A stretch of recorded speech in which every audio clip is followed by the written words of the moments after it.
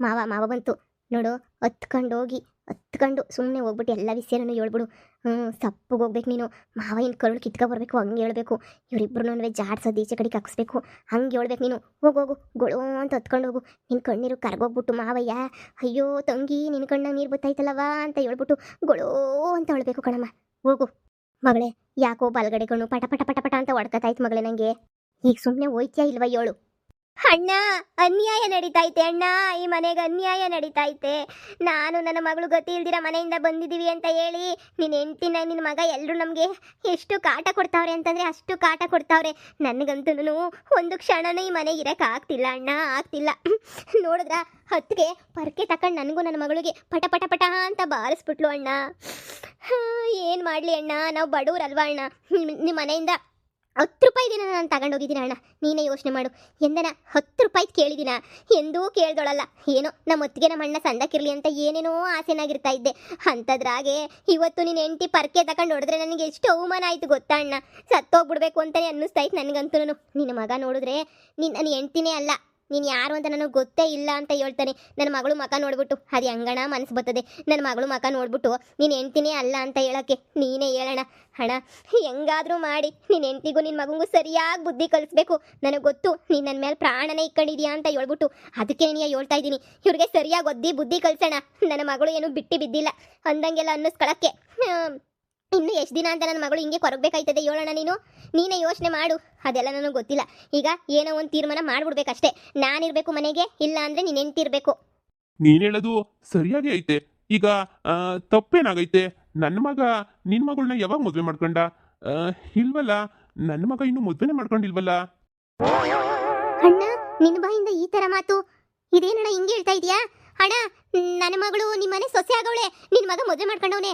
ಮದುವೆ ಆಗಾಗಲೇ 3 ತಿಂಗಳಾಯ್ತು ಅಣ್ಣ. ಇದೇನಣ್ಣ ಈ ಥರ ಎಲ್ಲ ಮಾತಾಡ್ತಾ ಇದೆಯಲ್ಲ ನೀನು? ನಿನಗೇನಾದರೂ ತಲೆ ಕೆಟ್ಬಿಟ್ಟೈತಾ? ಅಯ್ಯೋ ಅಣ್ಣ, ನಾನು ಈ ತಂಗಿ ಅಣ್ಣ. ಅವತ್ತು ಆಸ್ಪತ್ರೆನಾಗೇನೆ ಮದುವೆ ಆಯ್ತಲ್ಲಣ್ಣ. ನೀನೇನು ಮಾತಾಡ್ತಿದೀಯ ಅಂತ ನನಗಂತೂ ಗೊತ್ತಾಗ್ತಿಲ್ಲ. ಅಲ್ಲ, ನೀನೇನು ಈ ಥರ ಮಾತಾಡ್ತಿದೀಯಲ್ಲ? ನಮ್ಮ ಮನೆಗೆ ಸುಮ್ಮನೆ ಬಂದಿದ್ರಿ ತಾನೇ ನೀವಿಬ್ರು. ಈಗ ನೋಡಿದ್ರೆ ಈ ಥರ ಮಾತಾಡ್ತಾ ಇದ್ದೀರಲ್ಲ.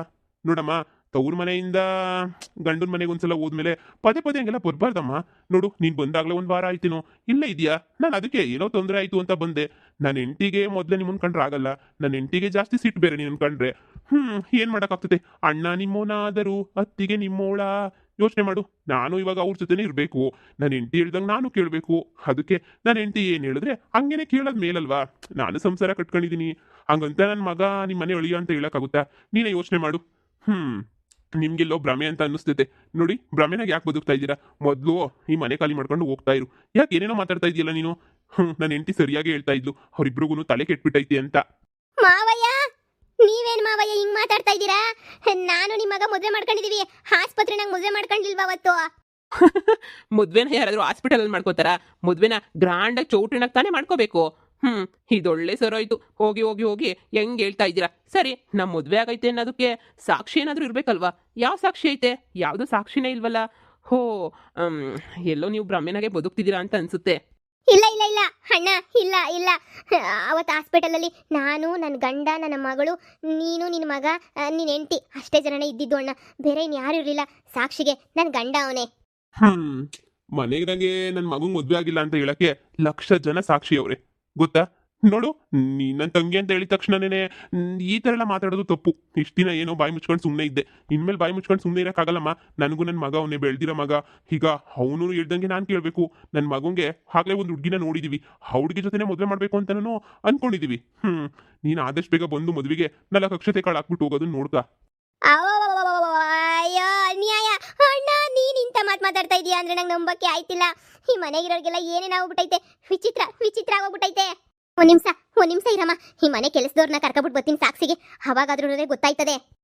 ಕರಿಯೋಗೆ ಸರ್ನ. ಈ ಮನೆ ಕೆಲಸದವ್ರು ಬಂದು ಹೇಳ್ತಾರಲ್ಲ, ಅವಾಗ ನೀವೇ ಹೇಳ್ತೀರಾ ನನ್ನ ಮನೆ ಸೊಸೆ ಅಂತ. ನೋಡಿ, ನಮ್ಮ ಮಾವಯ್ಯ, ನಮ್ಮ ಅತ್ತೆ, ನನ್ನ ಗಂಡ ಎಲ್ರೂ ನಾನು ಈ ಮನೆ ಸೊಸೆ ಅಲ್ಲ ಅಂತ ಹೇಳ್ತಾವ್ರೆ.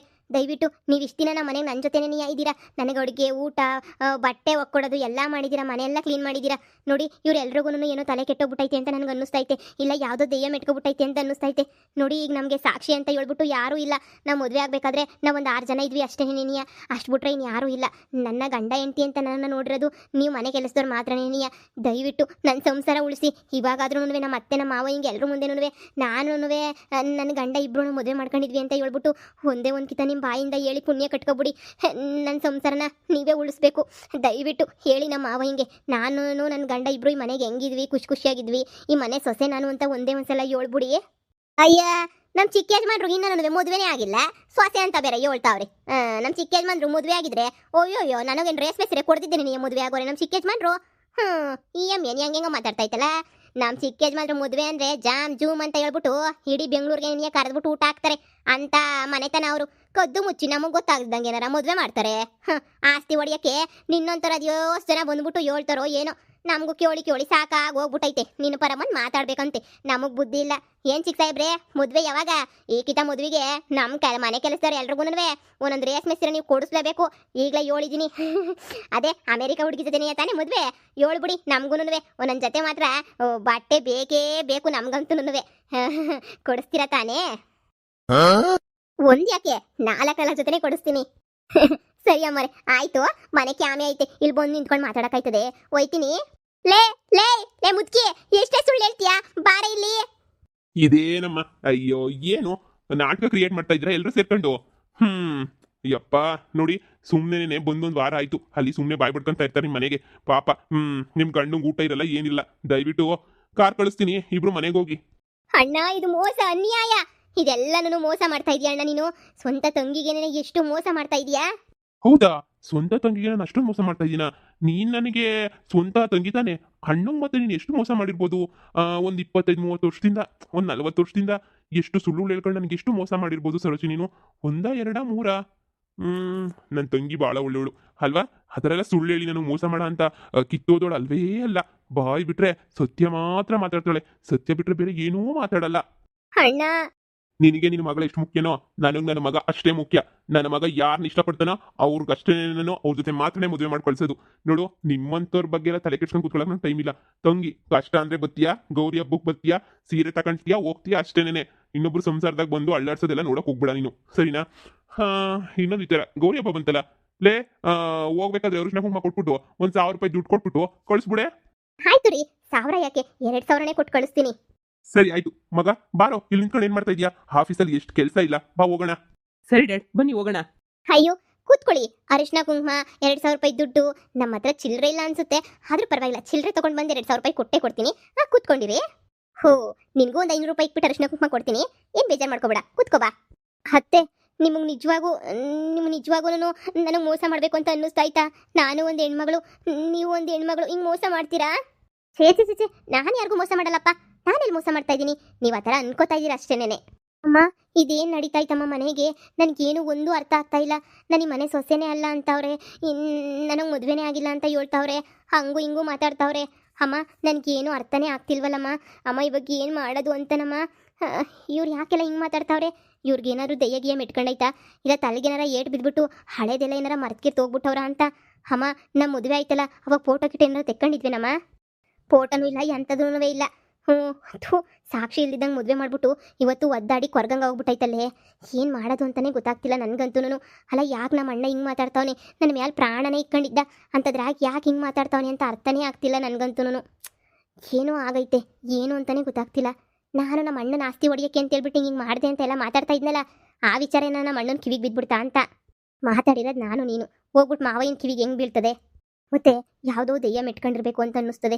ನೋಡು, ಈಗ ಅರಿಶಿನ ಕುಂಕುಮ ಕೊಟ್ಬಿಟ್ಟು ನಮ್ಮನ್ನು ಕಳಿಸ್ಬಿಡ್ತಾರೆ. ನಾನು ಹೋದ್ರೆ ಸರಿ, ನೀನು ಹೋದ್ರೆ ನಿಮ್ಮ ಅಪ್ಪ ಸುಮ್ಮನೆ ಬಿಡ್ತಾನ ಅಲ್ಲಿ? ನಂಗೆ ಅದೇ ಭಯ ಆಯ್ತಿರದೆ. ಅಮ್ಮ ಸುಮ್ಮನಿರಮ್ಮ, ಎದುರಿಸ್ಬೇಡ.